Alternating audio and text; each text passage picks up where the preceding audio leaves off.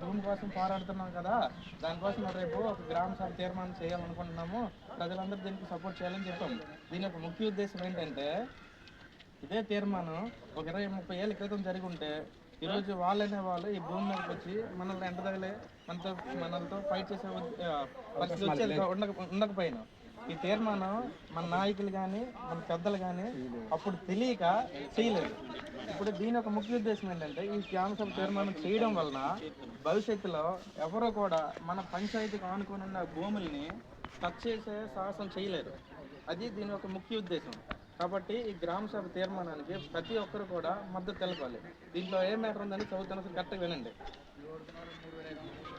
విషయం ఏంటంటే, గ్రామ పంచాయతీ పరిధిలోని ప్రభుత్వ భూమి కానీ పారంపక భూముల్ని ముఖ్యంగా సర్వే నంబర్ 114లోని భూమిని గ్రామ ప్రజలు సామూహిక అవసరాల నిమిత్తం రక్షించుకోవడం మరియు ఇతర వ్యక్తుల జోక్యాన్ని నిరోధించడం గురించి తీర్మానం.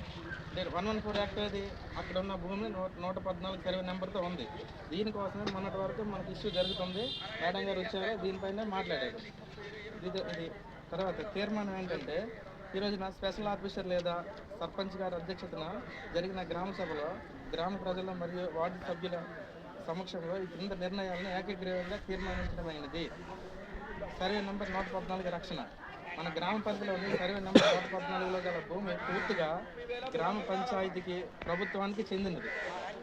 ఈ భూమిని గత అనేక సంవత్సరాలుగా గ్రామ ప్రజలు సామూహిక అవసరాల కోసం, ఉదాహరణకు మత్స్యకార దైవిక సాంప్రదాయాలు అంటే మన గుడులు అన్నీ అక్కడే ఉన్నాయి, మన గుడుల కోసం మరియు ఆట స్థలమైనటువంటి పిల్లలు ఆడుకోవడం కోసం, పశువులు మేత, ఆవులు గేదెలు మేయడానికి, శ్మశానాలు, మన చచ్చినందుకు టాయిలెట్డానికి ఇవి ఉపయోగిస్తున్నాం. ఆ భూమిని బయట వ్యక్తులకు ప్రవేశం నిషిద్ధం, బయట వ్యక్తులకు రావడానికి వీలు లేదు. దానికి ఏంటంటే, ఈ భూమి పైన ఎటువంటి వ్యక్తికి ఎటువంటి హక్కులు లేవు. ఎవరైనా బయట వ్యక్తులు నకిలీ పత్రాలతో లేదా రాజకీయ బలంతో ఈ భూమిని తమదిగా క్లెయిమ్ చేస్తే వాటిని ఈ గ్రామ సభ తీవ్రంగా ఖండిస్తుంది. అటువంటి పత్రాలు చెల్లవని ఈ సభ తీర్మానిస్తుంది.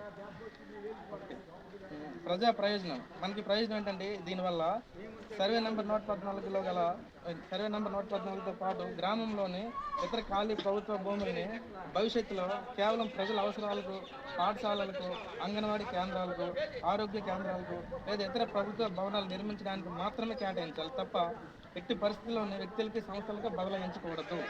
అంటే ఈ స్థలాన్ని ఈ 114 ఈ ప్రాంతంలో భూమిని ప్రభుత్వ పాఠశాలలు కానీ, అంగన్వాడీ కేంద్రాలు కానీ, ఆరోగ్య కేంద్రాలు కానీ, ప్రభుత్వ భవనాలకు కానీ మాత్రం ఉపయోగించాలి తప్ప ఎట్టి పరిస్థితుల్లో ఉన్న ఒక వ్యక్తి చేతిలో పెట్టడానికి ఎటువంటి అధికారము లేదు. అధికారులకు విన్నపం. ఈ తీర్మానం ప్రతిని తహసీల్దార్, ఆర్డీఓ మరియు జిల్లా కలెక్టర్ గారికి పంపిస్తూ ఈ భూమిని రెవెన్యూ రికార్డుల్లో గ్రామ కంఠం పంచాయతీ భూమిగా పక్కాగా నమోదు చేయాలని, మరి ఆక్రమణలకు తావు లేకుండా రక్షణ కల్పించాలని కోరడమైనది. నిఘా కమిటీ. దీనిపైన కమిటీ కూడా వేసి ఉన్నారు. ఆ కమిటీ ఏంటంటే, గ్రామ భూముల్ని పర్యవేక్షించడానికి గ్రామస్తులతో కూడిన ఒక భూరక్షణ కమిటీని ఏర్పాటు చేయడం అనేది. భూమి విషయంలో ఎటువంటి మార్పులు జరిగినా ఈ కమిటీ వెంటనే పంచాయతీకి మరియు రెవెన్యూ అధికారులకు ఫిర్యాదు చేస్తుంది.